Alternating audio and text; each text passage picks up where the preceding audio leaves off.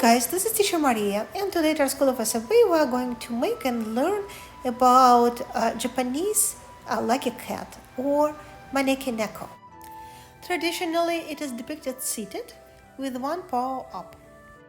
To the Western people, it might look like the cat is waving, but it's a beckoning gesture in Japanese culture.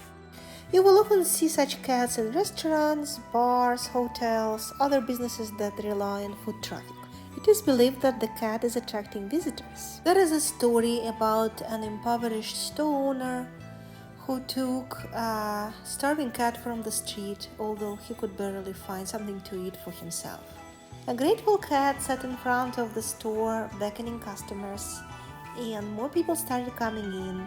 Soon the business flourished. Maneki neko's postures vary.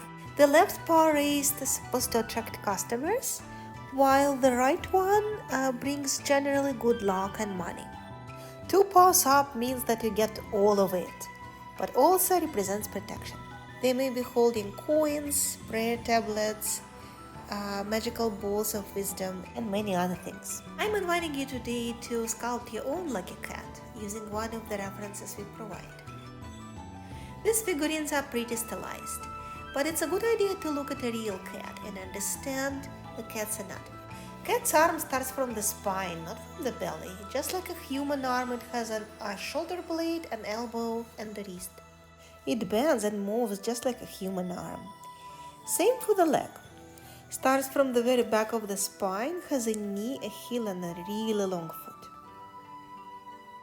When you sculpt or draw cats or any other animals, remember that their legs are not growing from the belly. They start from the spine, just have their joints like knees and elbows on the belly level. Sitting animals have a position similar to a squatting human.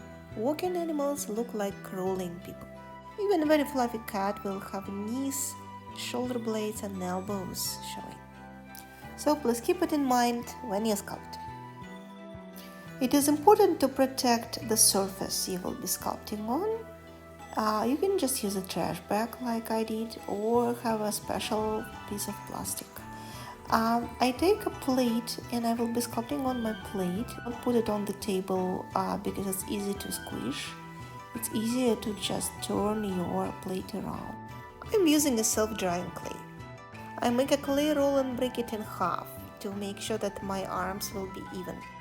And attach them to the body very carefully. Remember, when the clay dries out, it gets smaller, and if you have imperfect connection, there will be a crack in that place. And repeat it for the second arm, which will be holding a wisdom ball.